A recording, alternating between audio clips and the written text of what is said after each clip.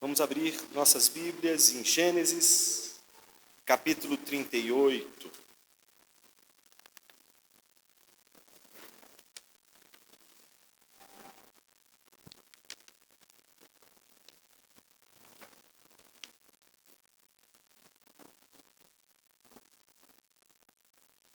Gênesis 38, dos versículos 24 a 30. Diz assim a palavra de Deus: Passados quase 3 meses, foram dizer a Judá: a sua nora Tamar se prostituiu, pois está grávida. Ao que Judá respondeu: tragam-na para fora para que seja queimada. Quando a estavam trazendo para fora, ela mandou dizer ao sogro: eu estou grávida do senhor, do homem a quem pertencem estas coisas. E disse mais: veja se reconhece de quem é este selo, este cordão e este cajado.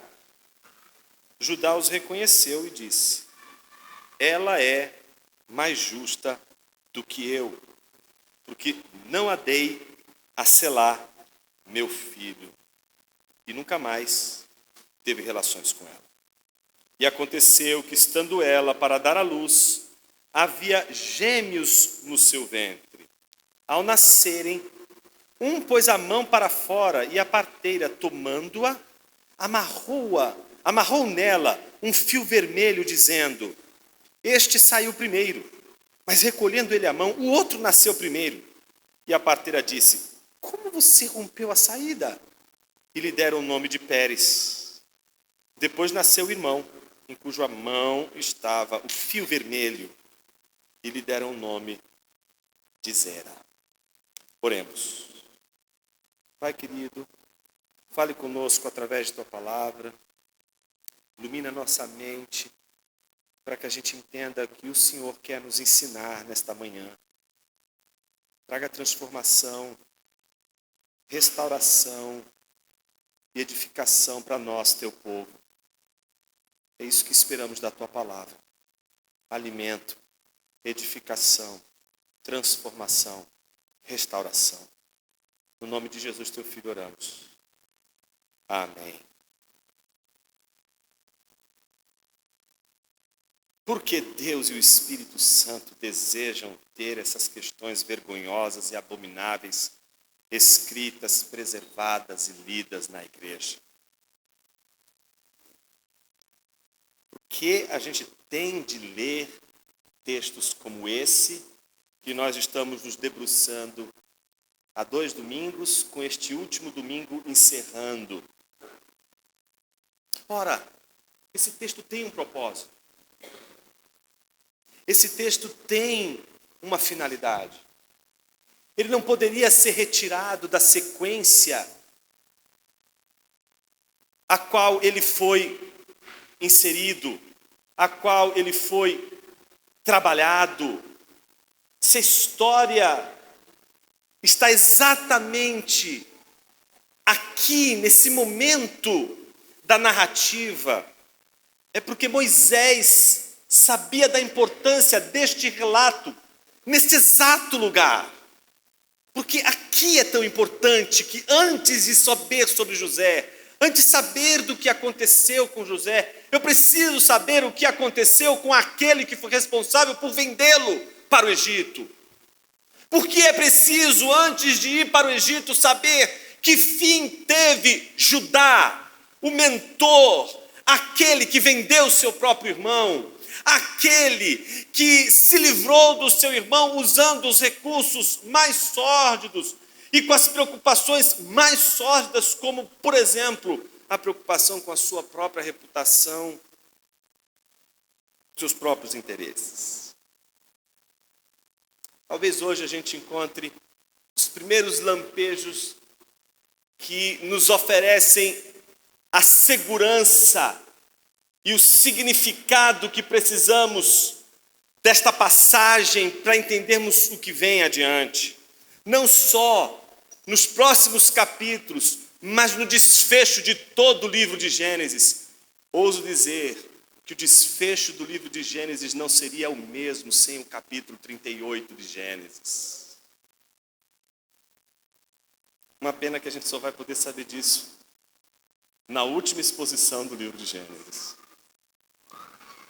Mas até lá, cumpre terminar a exposição do capítulo 38, como prometemos, em 3 atos.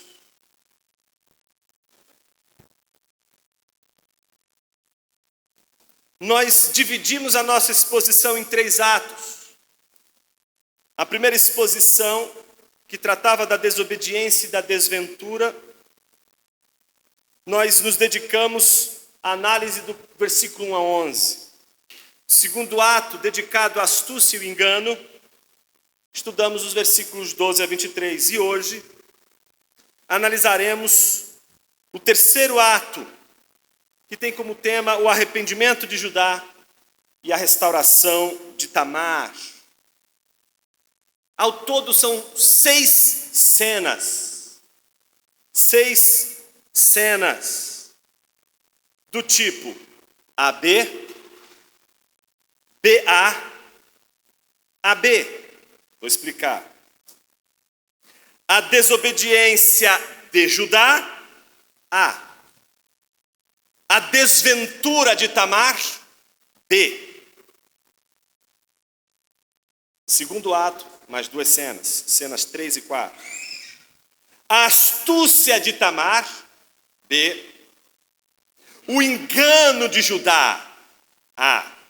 Então nós temos uma troca intencional que o autor está fazendo entre as pessoas, as personagens com as quais ele quer trabalhar a sua teologia. Judá primeiro, depois Tamar. Na sequência, Tamar primeiro, depois Judá. E o desfecho volta-se novamente à primeira ordem. Mas nesse último ato, com as 2 últimas cenas, Judá, aquele que veio em primeiro, já não é mais como aquele primeiro Judá. E nem Tamar é mais como aquela Tamar. O terceiro ato parece repetir um ciclo. AB, BA, AB de novo. Não, não é AB de novo. É um outro A. É um outro B. É Judá primeiro. É Tamar depois. Mas não é o mesmo Judá de antes. Não é a mesma Tamar de antes. Toda história tem que ter mudança, tem que ter transformação. Toda vez que você lê um livro, um romance, assiste um filme, uma peça de teatro, até um poema, você é conduzido a uma história que só vai ter um significado se as personagens sofrerem alguma transformação. Se a personagem do começo ao fim da história permanece a mesma, a história não é nada empolgante. O que empolga toda a história é ver se haverá alguma transformação, o que mudou nessa história, o que aconteceu com os protagonistas. E é tão interessante que existem várias coisas que podem acontecer e que podem transformar a vida dos protagonistas nas histórias.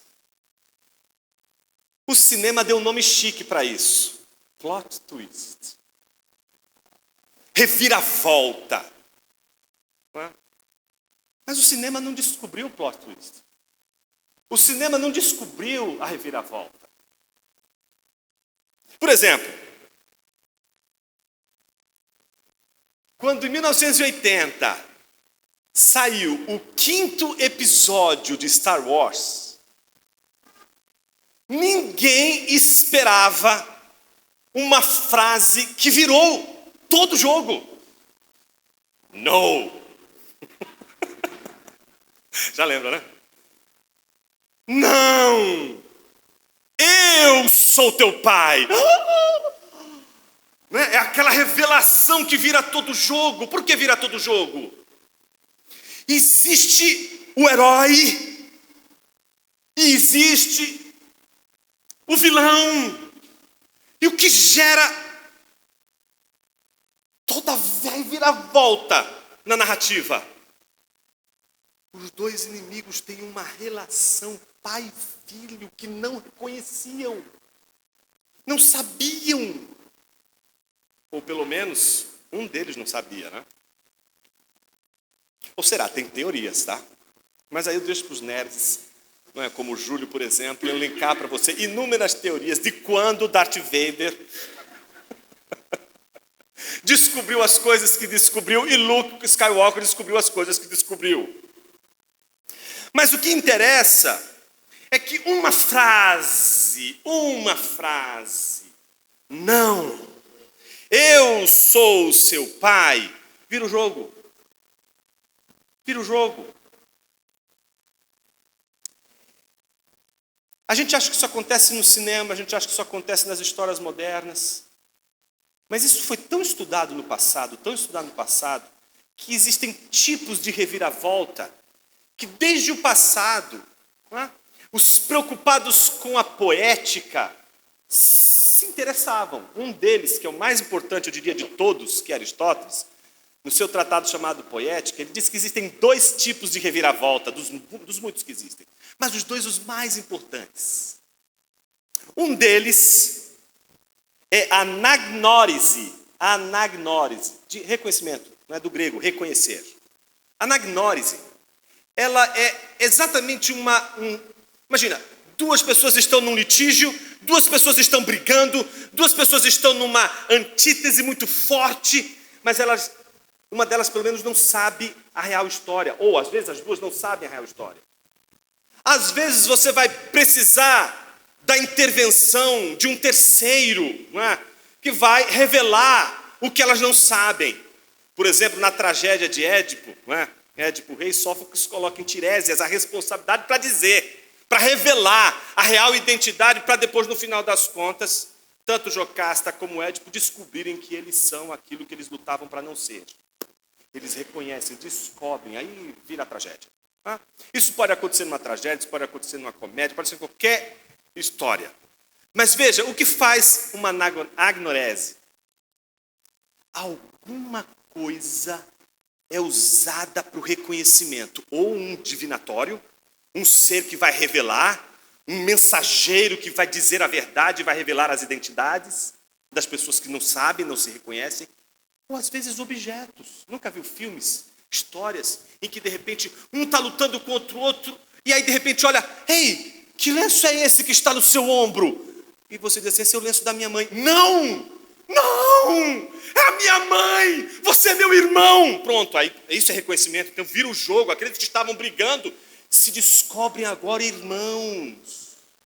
Você precisa de um objeto.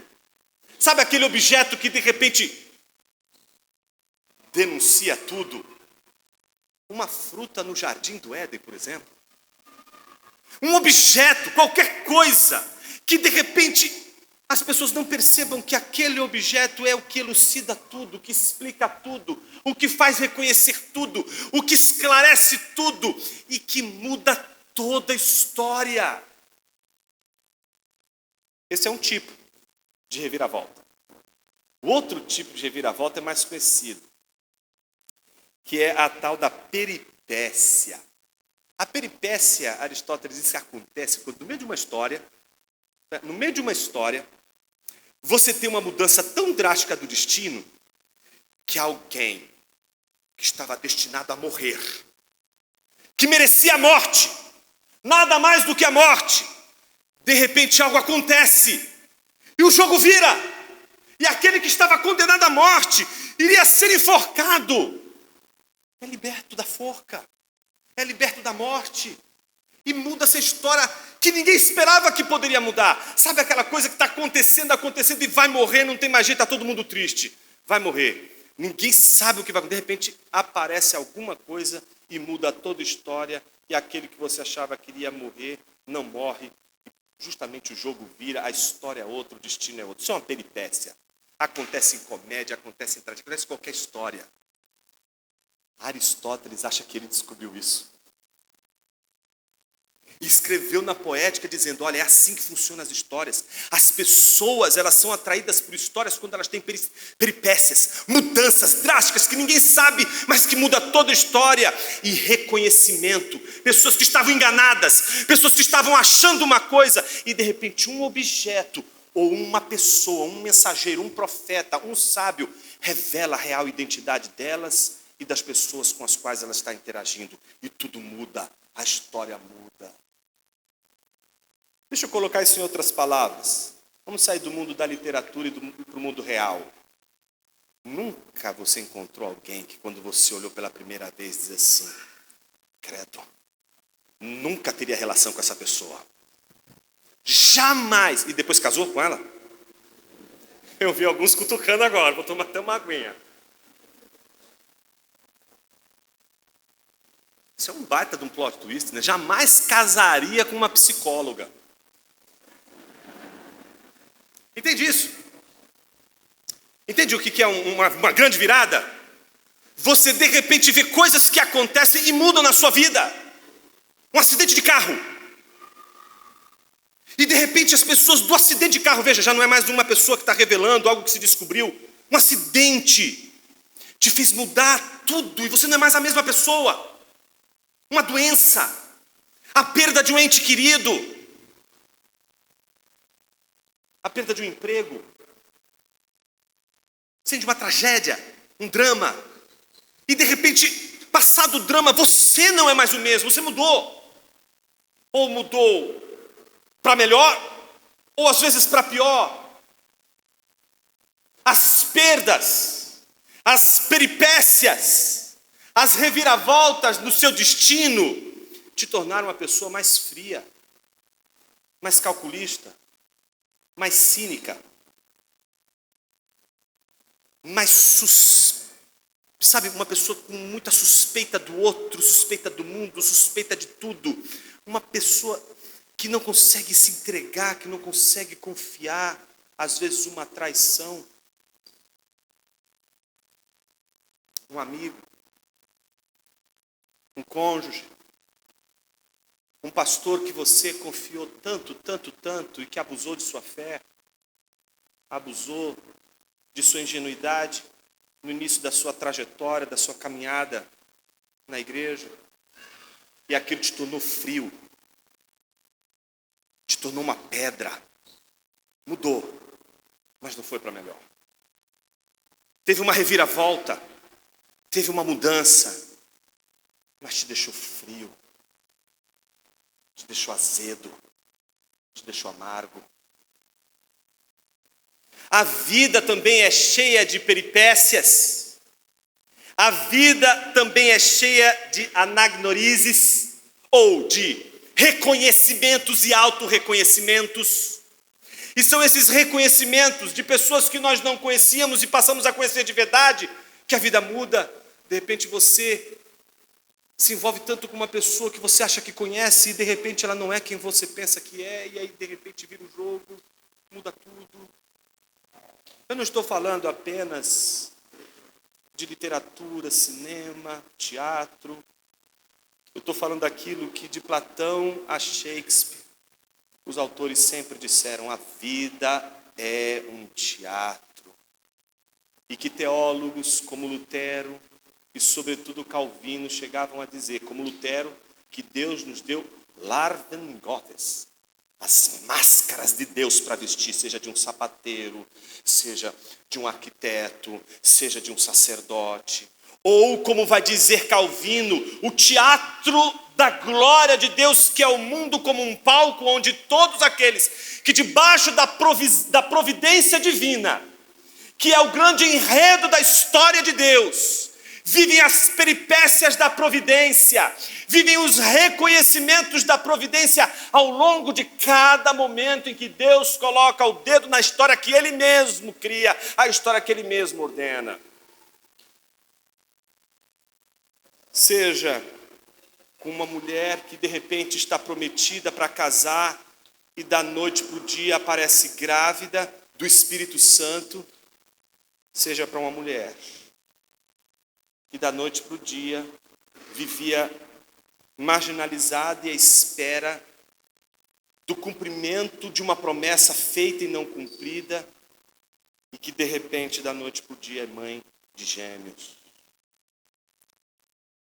Todas as vezes que Deus manifesta na história o seu agir de maneira clara e precisa, vemos em todas as peripécias divinas, em todos os reconhecimentos dos atos divinos, mudança.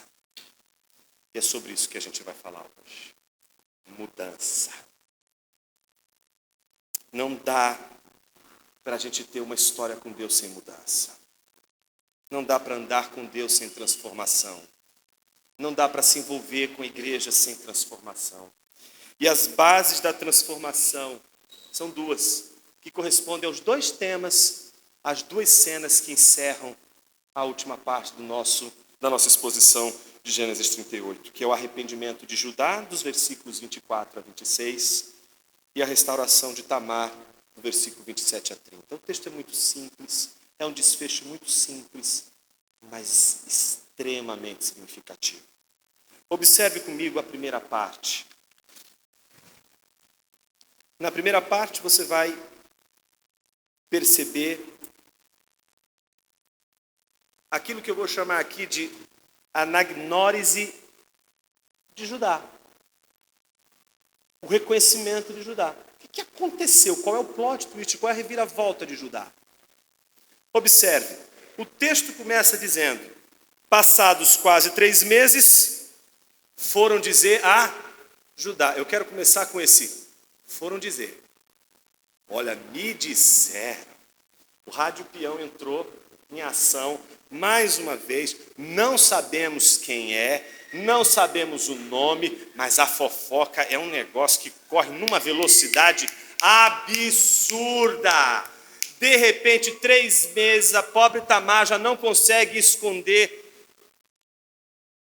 sua barriga. Você consegue perceber o porquê? Está esperando os gêmeos, né? Então, 3 meses, já está ali avantajado, todo mundo... danada! Ninguém sabe nada, só sabe que ela está grávida. Mas o rádio peão chega e funciona rapidinho. Chega lá, bate na porta de Judá, dizendo o quê? A sua nora Tamar se prostituiu. Você que está olhando o texto e fala, não, é verdade, prostituiu mesmo. Mas não é bem assim. Calma. Você botou a coisa de um jeito que se prostituiu. Em que sentido você está querendo dizer isso? Como que é essa história? Você fica assim, né? Você fica com vontade de defender a pobre da Tamar desse rádio peão aqui, né? O desgraçado, conta a história toda. Conta a história dessa mulher. Veja o que aconteceu. Como é que você chega lá dizendo que se prostituiu? Como que você faz um negócio desse? Mas não, a gente sabe que a mensagem, né, chega assim. A sua nora Tamar se prostituiu e está grávida. 2 coisas acontecem. Primeiro, ela se prostituiu. Segundo, ela está grávida. 2 tragédias numa só. É um combo. Tá? O combo da Tamar. Se prostituiu e está grávida. O fato dela de ter se prostituído já seria motivo de ela ser punida. Por que ela deveria ser punida? Porque a prostituição era condenada não só, obviamente, entre os cananitas, mas era sobretudo condenada pelo povo de Deus. Havia regras diferentes? Havia certas liberalidades para aquilo que a gente chamaria de prostituição e os cananitas não chamariam de prostituição? Sim, eles vão falar das prostitutas as cultuais, né? Então, para o povo de Deus, não existe prostituição cultual. Qualquer prostituição é condenada. E a gente já sabe pelo texto bíblico, justamente quando a gente analisa o texto bíblico na Torá e toda a construção daquilo que vai ser o ordenamento de Deus para o seu povo, que a prostituição era condenada por Deus. E já tinha sinais dessa condenação entre eles. Então, quando Judá, sabendo que ela se prostituiu, o que ele deveria fazer com a prostituta? Só pelo fato dela ser prostituta, deveria queimá-la. Mas ele poderia dizer assim, olha, isso é coisa deles, eles resolvam. Ela é cananita, ela que se resolva. Mas o problema dela é que ela não só se prostituiu, mas ao engravidasse, o que aconteceu com ela? Ela abriu a sua madre e impediu, ao abrir a sua madre com qualquer outro que não seja o seu filho, né, a possibilidade da continuação da descendência. Ela, portanto, impediu a descendência dos 2 filhos e desonrou a família. E, portanto, impediu agora que Judá pudesse ter a descendência dos seus filhos garantida por ela. Agora ele tem que contar com o filho mais moço, Selá. Então, sabendo disso, ele não pensa 2 vezes, ele é uma pessoa boa, sabe? Uma pessoa justa, correta, sabe? Pessoa religiosa, dá o dízimo na igreja sempre, faz parte de toda a assembleia, não perde uma assembleia, não perde também nenhuma fofoca, sabe tudo, sabe todas as notícias da igreja, sabe as notícias que vêm de fora, sabe de tudo, vive uma vida regrada, pessoa boníssima. E que, óbvio, jamais vai tolerar, imagina, prostituição. Como? Judá não pode aceitar um negócio desse, é um absurdo. Então, ele pede a pena capital para ela. Observe o que acontece no versículo 24 em diante. A sequência é muito clara. 3 meses a gravidez aparece, chega a mensagem a Judá de que ela está grávida, não só de que ela está grávida, mas de que ela se prostituiu. Ou seja, ela está grávida não porque ela se casou com um outro. Ela está grávida porque ela se prostituiu, é de uma outra natureza. Então, a gravidade é enorme, a situação dela é enorme. E por isso a sentença dela não poderia ser outra senão ser apedrejada e queimada. Entende? É a punição mais forte. Não só ser apedrejada, mas ser queimada. E eu queria que você prestasse atenção na resposta de Judá. Judá respondeu, tragam-na para fora para que seja queimada. Ele está dizendo, não é só para apedrejar, é para depois de apedrejar, queimar. Ou seja, ali ele estava vendo, pronto, eu já sei que meu filho vai viver, a viúva negra morreu e está tudo resolvido, estou em paz. Então, o destino de Tamar está traçado por Judá. Judá traçou o destino dela. E qual é o destino de Tamar? A morte, ser queimada, apedrejada, queimada.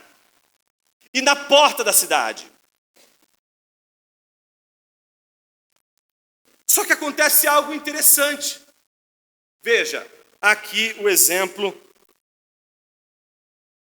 do reconhecimento que eu estou falando com vocês. Tá? Dessa agnórise. Observe o que acontece na hora. Versículo 25. Quando a estavam trazendo para fora, ela mandou dizer ao sogro, eu estou grávida do homem a quem pertencem estas coisas. O que são estas coisas? Se você prestou atenção no último sermão, você sabe que essas 3 coisas são o penhor que Judá havia dado para aquela prostituta cultual, que ele achava que era uma prostituta cultual, e que ele tinha dado para ela como garantia de que ele voltaria e traria para ela o pagamento pelos serviços prestados. No que ele volta para pegar e pagar a ela pelos serviços prestados, não encontra mais ela lá, certo? Então, ela fica com o penhor. Ou seja, ela não estava interessada no pagamento de nenhum serviço. Ela não estava preocupada com o serviço, a preocupação dela era outra. A preocupação dela era completamente diferente da preocupação de Judá. Então, o que ela fez? Ela guardou aqueles penhores. E aquilo que foi guardado era a única prova de reconhecimento de quem ela era para ele. Então, quando Tamar pega aqueles objetos e envia ao sogro e diz para ele, olha, esses objetos são exatamente do homem que fez o filho em mim. Então, o que você tem ali? Os elementos que revelam. Poderia ser um profeta, poderia ser um pastor, poderia ser um sacerdote, poderia ser... Alguma coisa precisa revelar a verdade. Alguma coisa precisa trazer aquilo que está por detrás dos panos, aquilo que está sob o engano, aquilo que está em equivocação, à luz para que o engano, a mentira seja desfeita. É necessário que as mentiras sejam desfeitas. É necessário que o engano seja desfeito. É necessário que as máscaras caiam. Que a realidade seja nua e crua, colocada à prova. Não se tem recomeço sem verdade. Não se tem transformação sem verdade. Quando a nossa vida é uma mentira, atrás de outra mentira, atrás de outra mentira, atrás de outra mentira, continuamos o mesmo enredo. Não há mudança, não há transformação. Me dirijo a você que fez da sua vida uma mentira atrás de outra mentira. A você que todos os dias acorda sabendo de uma só coisa, que você é uma farsa. A mudança só acontece com a luz da verdade. É a verdade que transforma e que nos liberta do peso, da escravidão da mentira. É a verdade que nos liberta do aprisionamento das mentiras com as quais nós fomos escravizados e vivemos. E Tamar, ela foi um instrumento de libertação de Judá. Judá é um escravo de suas mentiras. Judá é um escravo da sua reputação. Judá é escravo do temor dos homens. Judá é escravo de seu narcisismo. Judá é escravo de seus prazeres. E Tamar é exatamente aquela que nessa história vai libertar o seu opressor. Tamar, que foi oprimida por Judá, é quem vai libertar aquele que a oprimiu. Você entende o que o texto está dizendo para mim e para você nessa manhã? A oprimida liberta o opressor. E como ela liberta o opressor? Com a verdade. Ela não liberta o opressor com a vingança. Ela não liberta o opressor simplesmente com um toma lá da cá. Ela não quer se vingar do seu sogro. É mais do que isso que você possa imaginar. A grandeza de Tamar está na libertação que ela oferece a Judá das mentiras que ele construiu sobre ele até então.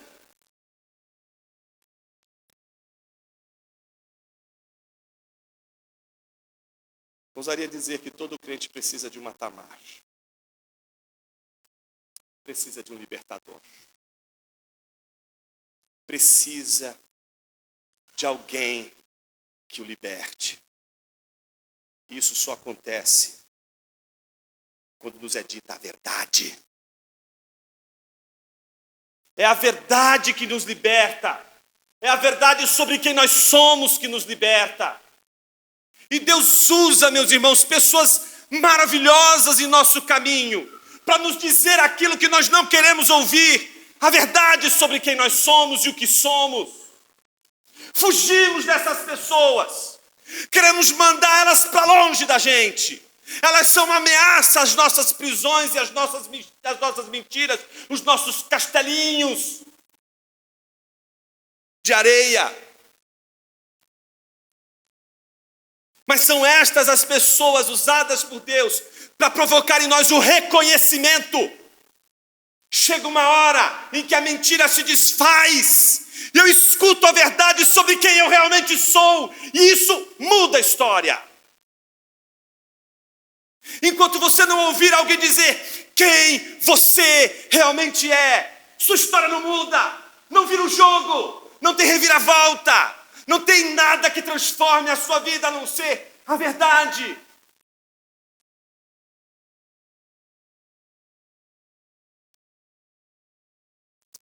Isso é tão verdade que quando eles estavam trazendo ela para fora, e ela mandou dizer ao sogro: estou grávida do homem a quem pertencem essas coisas, disse mais: veja se, qual é a palavra que aparece aí? Veja se reconhece de quem é este selo, este cordão e este cajado. Há um elemento que revela agora as coisas todas para Judá. Todo este elemento agora vai trazer a luz a Judá. Judá vai ver a verdade. Judá agora vai enxergar o que realmente aconteceu e ele não tinha se atinado. Agora a cortina vai cair, agora a farsa vai cair. Aquele que se preocupa tanto com sua reputação, aquele que se preocupa tanto com sua santidade, aquele que se preocupa tanto com a sua maneira de viver, com a sua conduta, tem de encarar a realidade de quem ele realmente é. E Tamar é exatamente a mediadora disto. Quando ele reconhece de quem é este selo, de quem é este cordão, de quem é este cajado. Versículo 26 termina dizendo: Judá os reconheceu e disse: ela é mais justa do que eu. Você percebe a virada do jogo? Não existe nada mais, eu diria assim, previsível do que as pessoas não reconhecerem a verdade. Não reconhecer a verdade não deveria nos espantar em absolutamente nada. Podemos ouvir a verdade 1, 2, 3 vezes e negarmos, não aceitarmos, rejeitarmos, encontrarmos outras histórias e tentarmos furtar de dizer a verdade, contar outra história, emendar outra história e contar outra história, e lá vem outra história, e lá já vem uma desculpa, e agora uma segunda, uma terceira, uma quarta, uma quinta. O que tem de nos surpreender é quando reconhecemos a verdade. Só o reconhecimento da verdade pode ser o sinal da graça e da misericórdia de Deus na vida de alguém. Judá, ele pode ter sido até então o pior de todos os homens que você já conseguiu imaginar na face da terra. Mas no momento em que Tamar revela as coisas para ele, e ele reconhece agora quem ela era, quem ele é, naquela mesma hora, ele não consegue mais mentir sobre si mesmo, e muito menos sobre quem ela é. Não há mais uma mentira sobre ela, não há mais uma mentira sobre ele. Ele simplesmente, com uma frase, como funciona todo plot twist, como funciona toda a reviravolta, como funciona todo o reconhecimento e autorreconhecimento das histórias que transformam, que são histórias de transformação dos seus protagonistas. Muda com uma frase, e a frase que muda Judá não é outra senão: veja, ela é mais justa do que eu, porque não a dei a selar meu filho.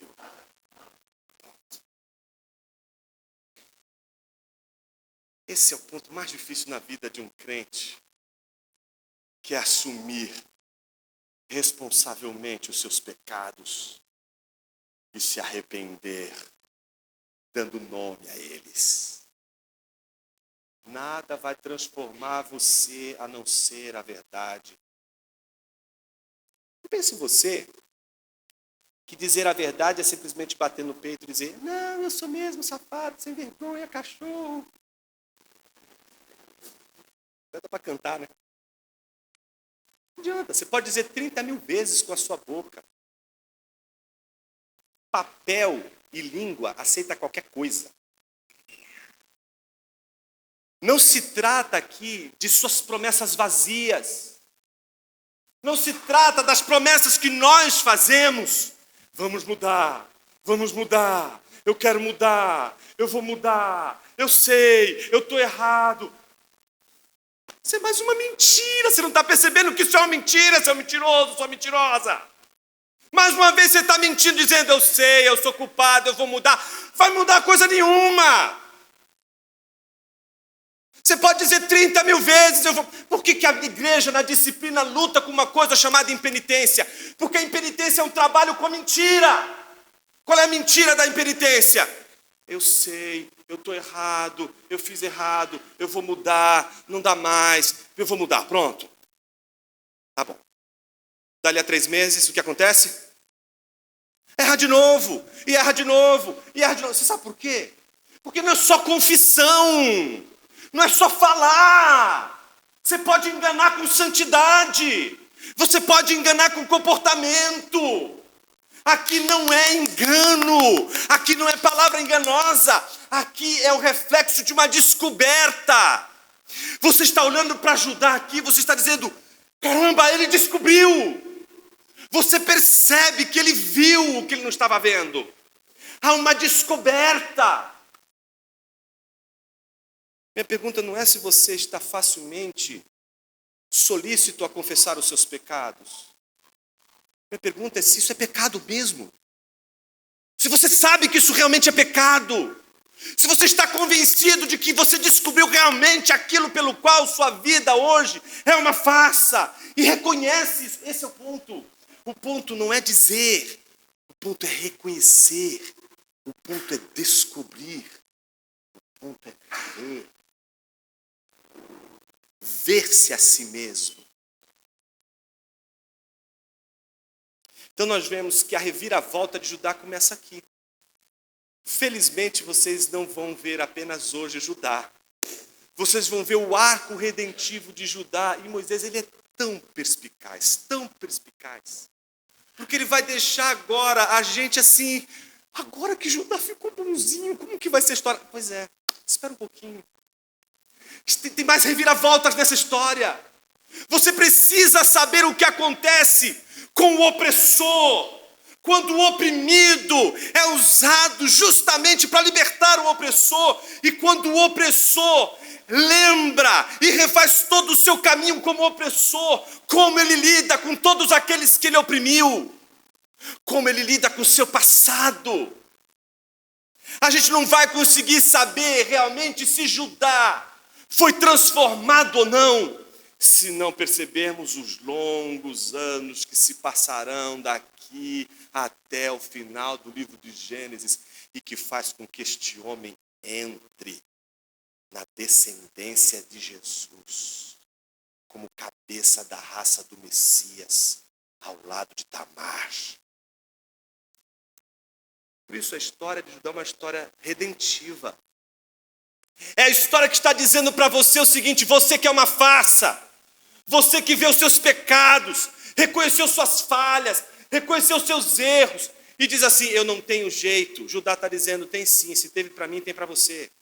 Por isso que está Judá na Bíblia. Essa é a resposta à pergunta de Lutero.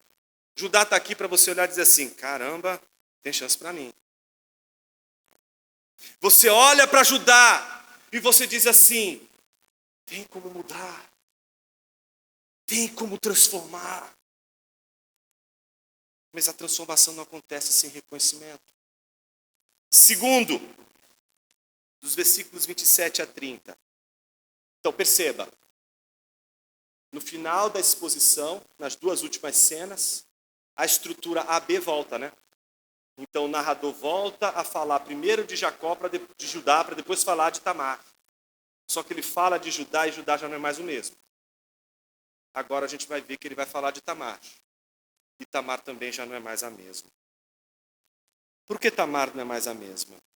Observe a partir do versículo 27. E aconteceu que, estando ela para dar à luz, havia gêmeos no seu ventre. Então, se no primeiro caso a gente tem o reconhecimento como fator de mudança, de transformação em Judá, Judá reconhece, descobre quem ele é, e descobre que Tamar foi injustiçada, e que ela é justa, e que ele é injusto. A segunda virada da história, a peripécia, é com Tamar. Porque qual era o destino de Tamar? A morte.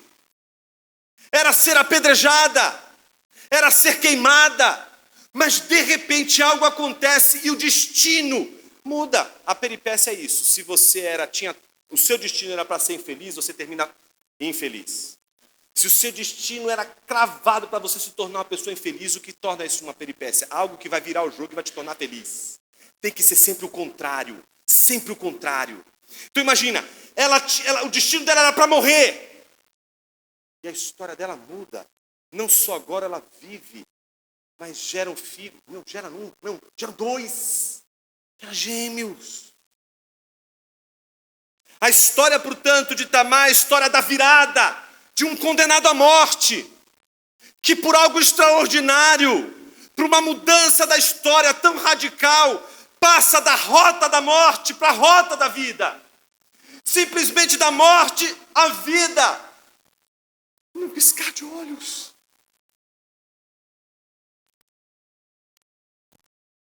E não somente escapa da morte, para se tornar agora alguém que sobrevive à morte, como sobrevive com uma mulher honrada. Não há nada mais glorioso em Israel do que ser mãe e ser mãe de gêmeos. O problema é que ser mãe de gêmeos em Israel é uma tradição complicada. Porque os gêmeos de Israel, eles já nascem num contexto de MMA intrauterino. Eles saem para a pancadaria antes de sair do ventre. Eles não esperam o campo de batalha. O campo de batalha já é o ventre.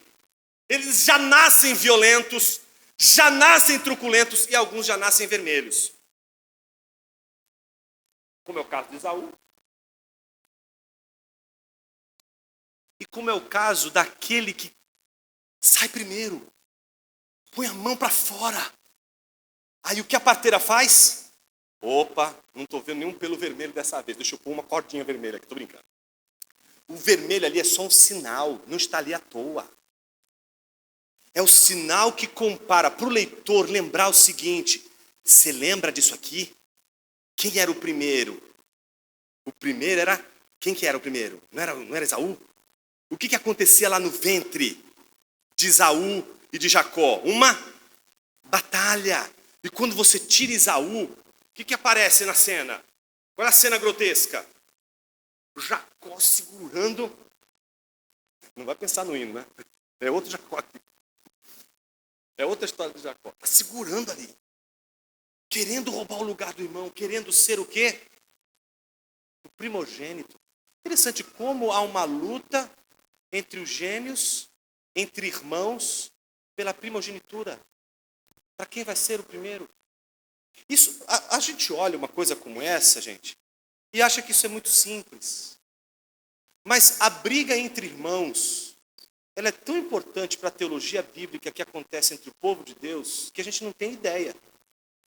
É tão importante isso, porque não é só porque Caim matou seu irmão Abel desde o início, e você tem uma luta entre irmãos, como Jacó e Esaú, e como agora esses dois irmãos. O próprio Jesus, quando vai contar a história de um irmão mais velho, o irmão mais moço, é a história de dois irmãos que estão brigando litigiosamente pela herança do pai.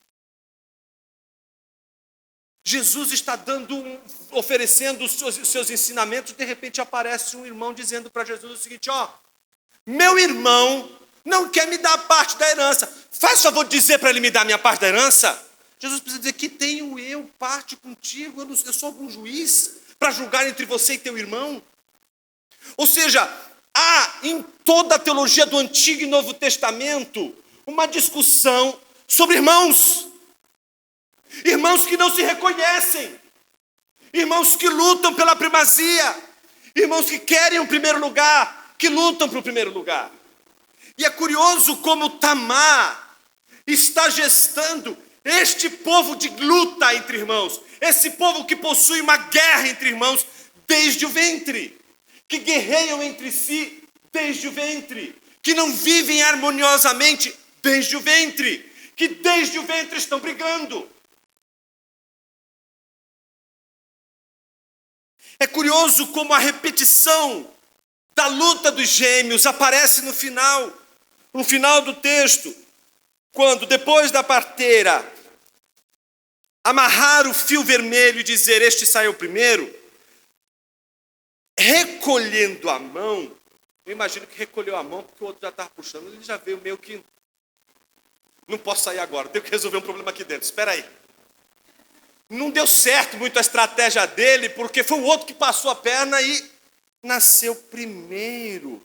Então a parteira, quando olha o outro nascer, fala: ei, mas como que você passou aqui? Ela está olhando e está dizendo assim: como é que esse conseguiu passar a perna no outro? Não tinha como isso aqui acontecer.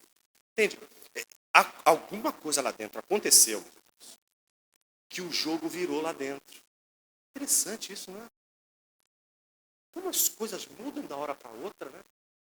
De repente, até no ventre, a história, o destino era para um nascer. Estava tudo para ele nascer. De repente, olha o plot twist dentro do ventre da pobre mulher Tamar. O menino vai lá, puxa o outro, aí nasce o outro, pronto. Você tem uma virada no jogo novamente. E você acha que foi Aristóteles que descobriu isso? Deus só faz história assim, meu irmão. Esse é o jeito de Deus fazer história, virando o jogo o tempo todo, para que você acorde de uma vez por todas e saiba que não é você. É Ele quem faz a história. Você quer ser o primeiro? Pronto, agora vai ser o último. Quem manda é Ele. É dele a história. E mesmo você sendo o último, você vai ser o primeiro. Vai entender Deus, não entende. Não tenta entender, porque Ele sabe o começo e o fim. Ele sabe todas as coisas. E o fim, como diz a música do Estênio Márcio, desde o começo. Nossa vida é carregada de plot twists. Nossa vida é carregada de reviravoltas. Porque é assim que a providência de Deus se manifesta.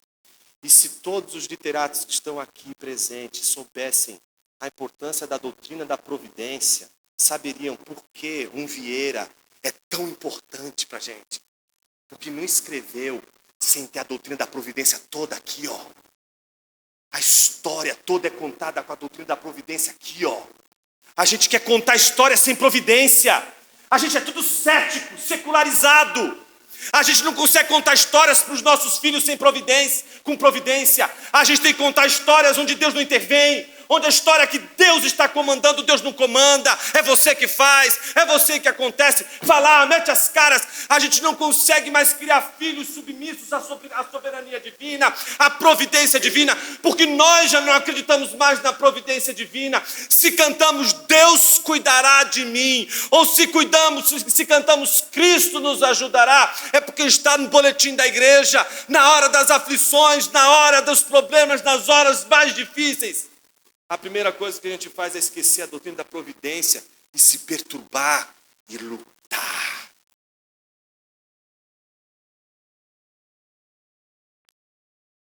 Só a doutrina da providência vai fazer você entender que a transformação não é de você, não vem de você, não vem pelas suas mãos, nem pelas suas escolhas meramente, mas pelo agir, pela providência, pela mão divina.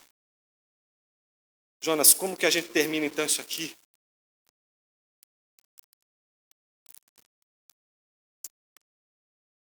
Nós temos a nossa anagnórese, nós temos a nossa peripécia, e todas elas estão presentes desde o primeiro dia em que a luz foi trazida ao mundo pelo agir criador de Deus. Qual era o destino do homem quando ele comeu daquele fruto? E tanta gente olha e diz assim, acho que Deus foi muito rigoroso. Era só uma mordida naquela fruta. Ele foi muito violento. Podia ser um pouquinho mais brando. Meu filho, ele foi brando. Se enxergue. Reconheça.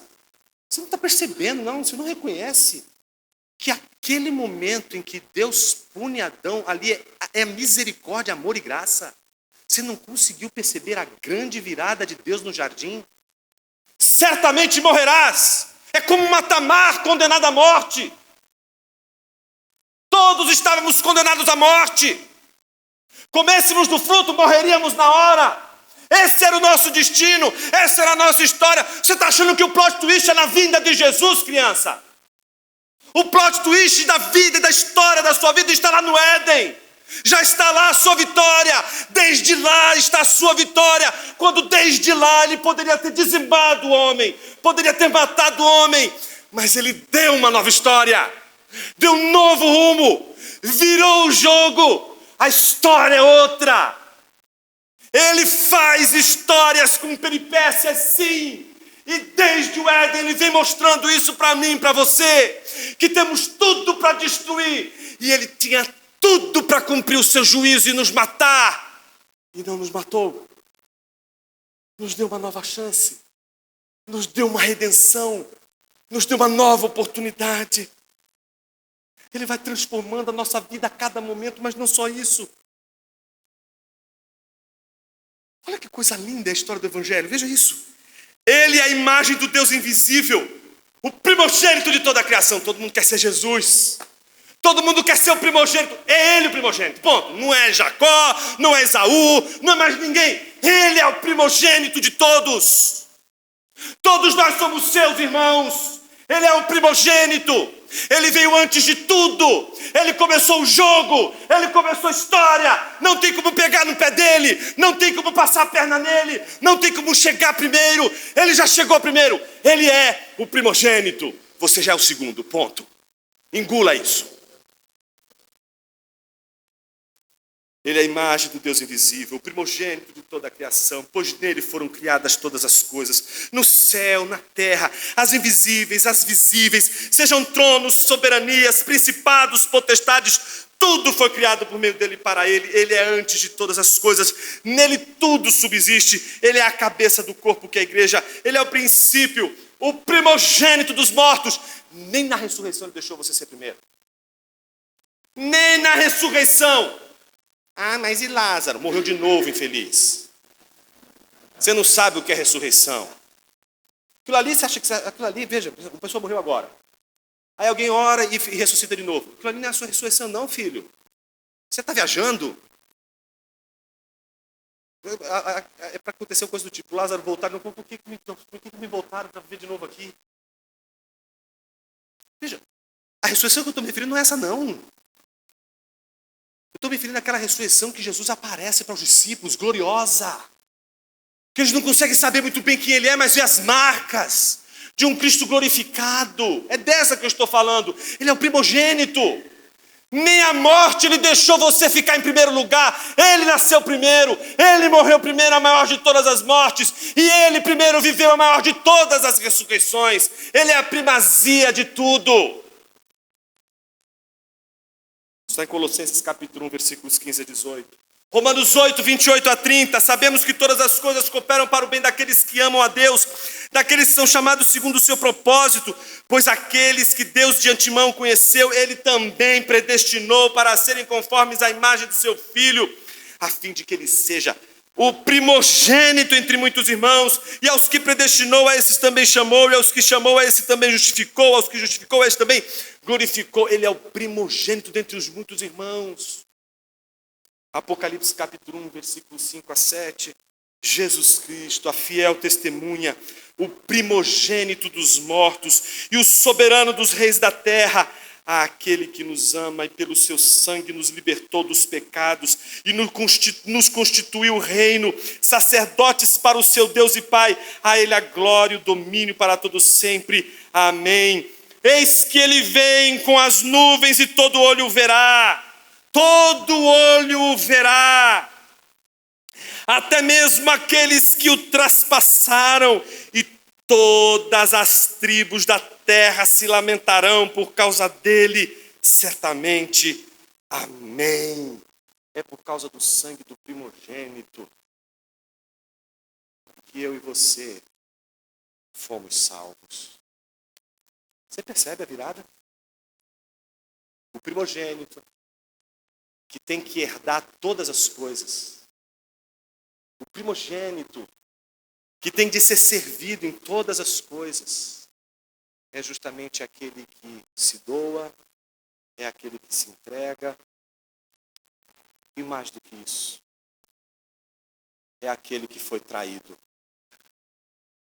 Jesus, traído pelos seus, se tornou ofensa em nosso lugar. Você entende o que isso significa?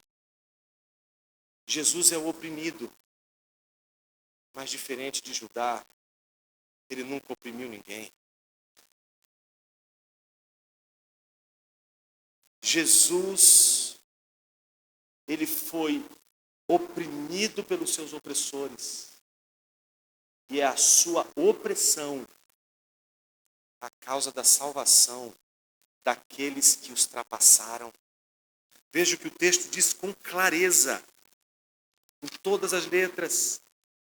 Eis que ele vem com as nuvens e todo olho o verá, até mesmo aqueles que o traspassaram. Já conseguiu imaginar um negócio desse? Imagina aqueles que estavam pendurando Jesus no madeiro, que tinham batido na cabeça dele, que dobraram o joelho dele dizendo: olha o rei dos judeus, achando que ele era apenas um judeu. Eles estavam ajoelhando-se diante do verdadeiro rei. Mas eles não conseguiam enxergar, eles não conseguiam ver a verdade que estava em seus olhos, eles estavam mergulhados em sua mentira, encenaram no teatro da glória de Deus, a maior de todas as mentiras, curvando-se diante da maior de todas as verdades de Jesus pendurado no madeiro, crucificado entre os homens, traspassado com a lança. Aqueles que fizeram tudo aquilo com Jesus hão de reconhecê-lo. Já parou para imaginar o que isso significa? É aquele, sabe aquela coisinha que quando aparece você... Estávamos caminhando a caminho de Emaús. De repente chega um homem e começa a falar de um monte de coisas. A gente pede para que ele não siga o seu caminho, mas que venha com a gente. Ele começa a falar um monte de coisas. Nosso coração até ardeu enquanto ele falava. Ele ameaçou ir embora, falei: não, fica, vamos comer com a gente. Olha o reconhecimento. Ele partiu o pão. A Bíblia diz que quando ele partiu o pão, as escamas dos olhos deles caíram. Jesus já não podia mais ser visto, mas eles já tinham visto a Jesus. Eles agora podiam dizer: não era ele que andava conosco quando estávamos a caminho de Emaús. Essa é a mentira maior de todas. Acharmos que ele não está presente quando ele está presente. E quando descobrimos que ele está aqui, que ele faz-se presente entre nós, porque ele disse que onde duas ou mais pessoas estivessem aqui presentes, sentindo ou não sentindo a sua presença, ele estaria aqui. Não conseguimos saber que ele está aqui, nem vê-lo, mas ele está aqui. Só pode ver e só pode crer aqueles que reconhecem no partir do pão que ele é o Cristo que está entre nós. Tem lá um deles, cético da vida, sofreu tanto, já viveu tantos momentos que acreditou: agora sim encontramos um Salvador, agora... mas agora o que eu mais acreditei morreu, não acredito mais, eu só acredito se eu vê-lo, eu só acredito se eu tocar nas suas chagas, eu só acredito se eu ver, se eu vir as suas feridas. Então, depois de uma semana, Jesus aparece e vai de encontro àquele cético, que a vida dele muda. Porque agora tem algo que revela, e ele pode ver: não, tu és o Cristo. Ele pode enxergar nas chagas de Jesus e dizer: tu és o Cristo. Então Jesus olha para ele e diz assim: bem-aventurado aqueles que não veem, mas creem. Essa é a verdade que liberta. A única verdade que liberta é aquela que Jesus diz quem você é e quem ele é. E o tempo todo neste culto, do começo ao fim, Jesus está dizendo: você é um pecador, um mentiroso, você é uma farsa, você faz tudo errado, você destrói todas as coisas. Eu sou pura santidade, eu sou pura justiça, em mim não há erro, em mim não há falha. Você me oprimiu, eu jamais te oprimi. Em vez dos seus olhos serem como chamas de um juiz que vai nos fulminar, ele abre os seus braços e diz: vem partir esse pão comigo, porque você é tudo isso, mas você é meu. E você não vai se sentar nessa mesa sem eu te transformar, sem eu mexer com você, sem eu mudar você, sem eu transformar você. E é isso que Jesus faz com os 12. É isso que Jesus faz com a igreja primitiva. É isso que Jesus faz com essa igreja em pleno século XXI. Por séculos e séculos, a verdade do Evangelho é sempre dizer quem nós somos e dizer quem Jesus é. Quem Jesus é. Quem você é. Acho que alguém tinha razão quando disse: conhecereis a verdade, e a verdade vos libertará. Não temos uma Tamar aqui para revelar quem nós somos. Mas Deus nos deu algo mais poderoso do que Tamar. e que é a Sagrada Escritura. E o dia que você esquecer isso aqui, o dia que você deixar de lado isso aqui, e o dia que você nunca mais ouvir as palavras que aqui se encontram, você jamais encontrará o caminho da transformação e da redenção. É a Sagrada Escritura que transforma você. É a Sagrada Escritura, a verdade de Deus para mim e para você. E a verdade é uma só. Somos pecadores, mas carecemos da graça dele. E ele não nos negou. Nos deu.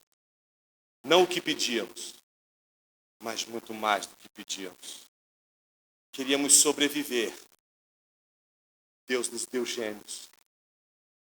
Deus nos deu uma igreja com muitos irmãos. E um só que é o primogênito. Jesus, o nosso Senhor. Será que você pode curvar sua cabeça por um momento? E antes de participar da ceia do Senhor, examinar-se a si mesmo uma vez mais, para que a gente possa tomar do vinho e comer do pão nesta manhã,